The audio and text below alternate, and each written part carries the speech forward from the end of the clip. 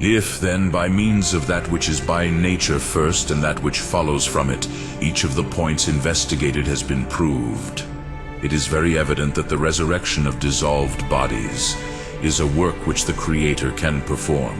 and can will, and such as is worthy of him. For by these considerations, the falsehood of the contrary opinion has been shown, and the absurdity of the position taken by disbelievers. For why should I speak of their correspondence each with each, and of their connection with one another? If indeed we ought to use the word connection as though they were separated by some difference of nature, and not rather say that what God can do, he can also will, and that what God can will, it is perfectly possible for him to do, and that it is accordant with the dignity of him who wills it. That to discourse concerning the truth is one thing, and to discourse in defense of it is another, has been sufficiently explained in the remarks already made, as also in what respects they differ from each other, and when and in dealing with whom they are severally useful. But perhaps there is no reason why, with a view to the general certainty, and because of the connection of what has been said with what remains, we should not make a fresh beginning from these same points and those which are allied to them. To the one kind of argument it naturally pertains to hold the foremost place, to the other to attend upon the first, and clear the way, and to remove whatever is obstructive or hostile. The discourse concerning the truth, as being necessary to all men for certainty and safety, holds the first place, whether in nature, or order, or usefulness.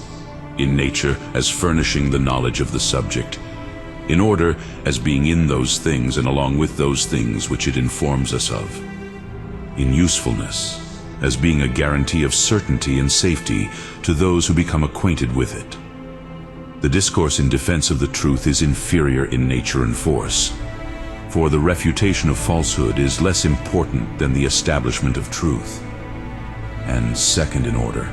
for it employs its strength against those who hold false opinions, and false opinions are an aftergrowth from another sowing and from degeneration. But notwithstanding all this,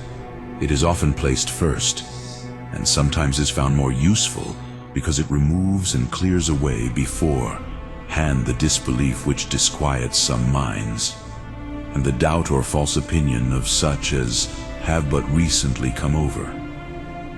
And yet each of them is referable to the same end, for the refutation of falsehood and the establishment of truth both have piety for their object. Not indeed that they are absolutely one and the same,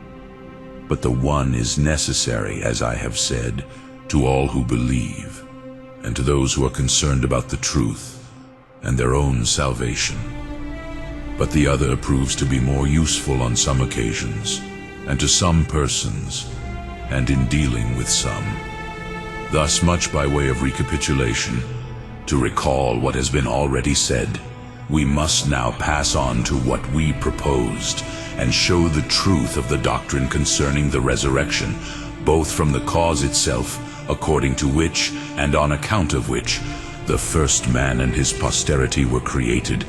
although they were not brought into existence in the same manner, and from the common nature of all men as men, and further, from the judgment of their Maker upon them, according to the time each has lived, and according to the rules by which each has regulated his behavior, a judgment which no one can doubt will be just.